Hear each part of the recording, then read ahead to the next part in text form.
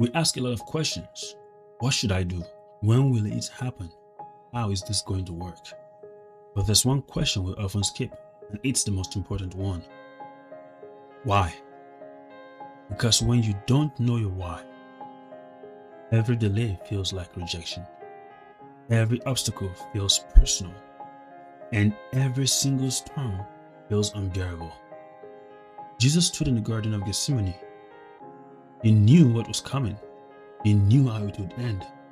He knew when the hour had arrived. And still, he prayed. He said, "Father, if this cup can pass." But then he said something that changed history. He said, "Not my will, but yours be done." Now, that wasn't strength from strategy. That was strength from purpose. The cross didn't make sense until you understand the why. So why?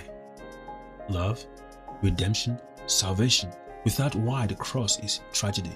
With why, it becomes victory. Now, think about Joseph. He was betrayed, sold, imprisoned, forgotten. Years of pain that made no sense. Until one day he stood before his brothers and said, "You meant it for evil, but God meant it for good." Now, that sentence only comes from someone who discovered their why in the middle of suffering. People don't quit because life is hard. They quit because they've forgotten why they started in the first place. Marriages fail when why fades. Faith weakens when why is replaced with comfort. Olives die when why is traded for convenience. So before you ask God what, before you demand how, before you panic about when, ask why. Because when your why is rooted in God, pain won't break you, delay won't derail you, and storms won't destroy you. So ask the hard question.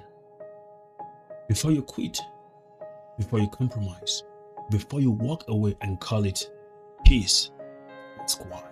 Because if you don't know your why, the darkness will give you one, and you may not like the answer. Your why is your anchor. Guard it.